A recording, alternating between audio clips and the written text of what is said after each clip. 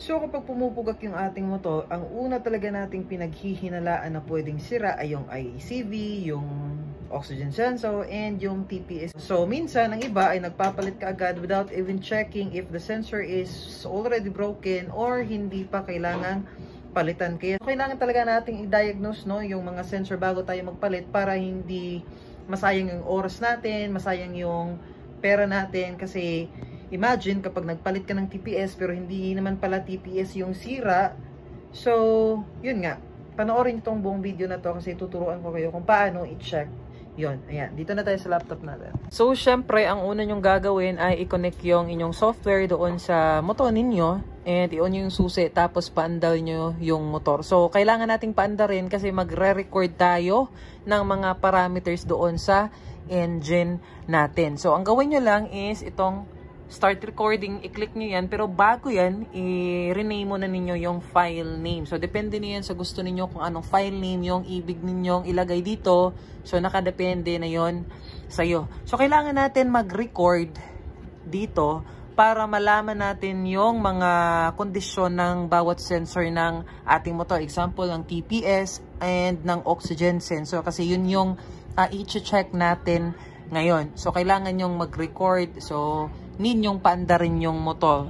I guess 2 minutes is enough. Okay na yon. Then, after 2 minutes, of course, stop recording. Then, save. So, assuming na nakapag-record na kayo, tapos na kayo mag-record, so, eto na yung ating na-save kasi ito yung mga sinave ko dati. So, malalaman nyo rin yung voltage ignition ng inyong motor kung gumagana pa ba yung charger ng inyong motor or hindi na. So, malalaman nyo rin dito. Okay, so meron tayong dalawang na-record. Dati pa to, mga 2 months ago na siguro.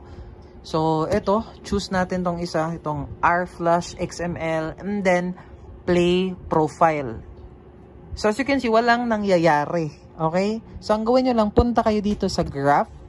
And then, dito, pwede kayong mag-create ng graph. So, let's say, create graph.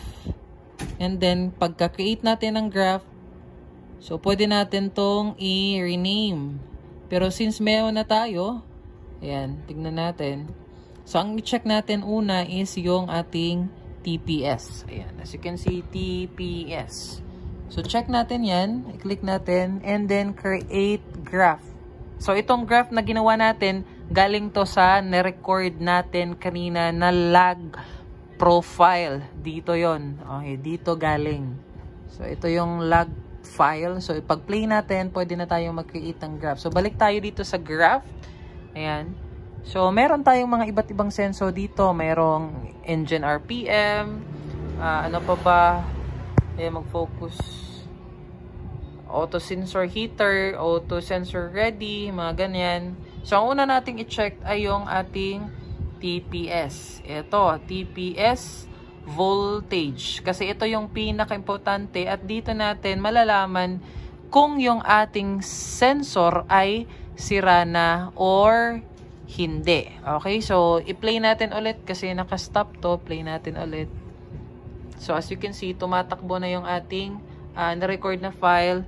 And same din dito sa baba. So, as you can see, kung mababasa natin, kasi pinoint natin to sa TPS, sabi dito, ang voltage lang dapat ng ating throttle position sensor ay between 0 and 5 volts. So, ibig sabihin, kapag lumagpas na sa 5 volts, yung ating TPS or yung voltage ng ating TPS, meaning to say, na sira na or nag-over voltage na yung ating TPS. Ibig sabihin, kailangan na nating palitan. So, yan yung una nating dapat tandaan. So, kapag lumagpas na sa 6, or I mean sa 5, let's say for example, 5.5, meaning to say, sira na yung ECU. I mean, no. Kapag lumagpas na sa 5 volts, ibig sabihin na sira na yung TPS at need ng palitan. So, ang ating TPS ay para siyang ganito, keyboard. Okay, 1, 2, 3, 4. So, for example, ang normal operation niyan is 1, 2, 3, 4. Ganyan. Pero kapag sira na yung TPS ninyo, kumbaga, nag-skip siya. Okay? From 1, pumupunta agad siya sa 3 without na hindi dumadaan sa level 2. Kaya nagkakaroon ng pugak yung motor ninyo. At kung babasihan natin dito, yung voltage ng ating TPS ay 0.659 or 659 volts. Ibig sabihin, pasok siya sa range or normal range.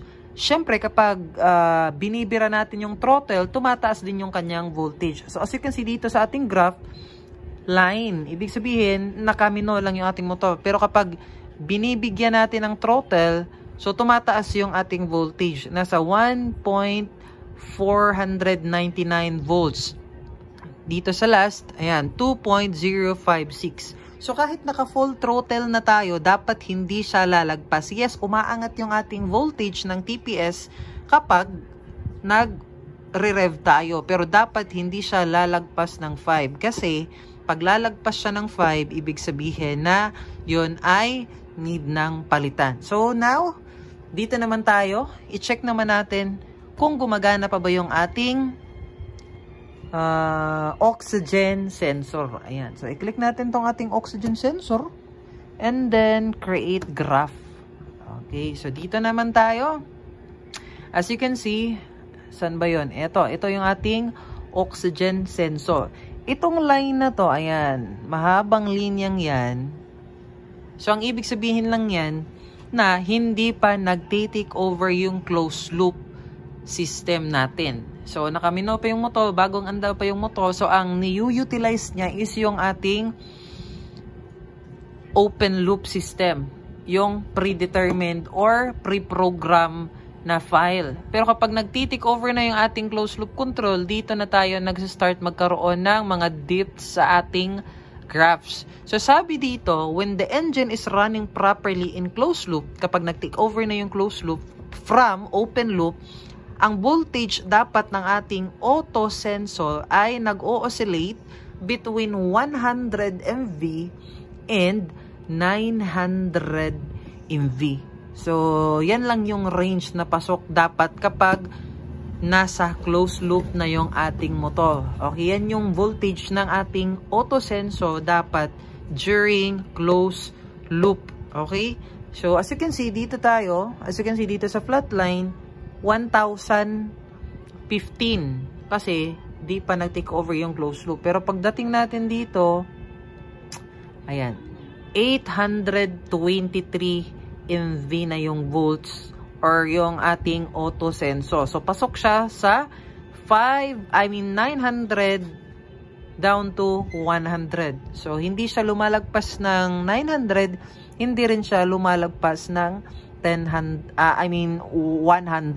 Kasi kapag lumalagpas yan ng 900, yun nga, masyadong mainit na yung ating auto sensor and minsan nagbibigay ito ng check engine warning. Pero ibig sabihin, for example, kung nagkaroon ng check engine yung auto sensor ninyo, hindi ibig sabihin na sira na ito. Kasi mayroon tayong tinatawag na historic fault or mayroon, pag bago pa yung fault or bago pa yung ganong problema, pwede mo pa siyang i-delete. Pero kapag nagpabalik-balik na siya, kahit ilang beses mo nang dinelete, ay bumalik na naman. So, yun yung ibig sabihin na kailangan mo nang palitan. Pero dito muna tayo. So, ayan. So, ito yung mga ni-rev natin. Kapag nire-rev natin yung ating engine, nag-o-oscillate siya dito, 800 plus. Okay, kapag naka-minor, mga ganyan, ibig sabihin na yung ating sensor ay gumagana siya.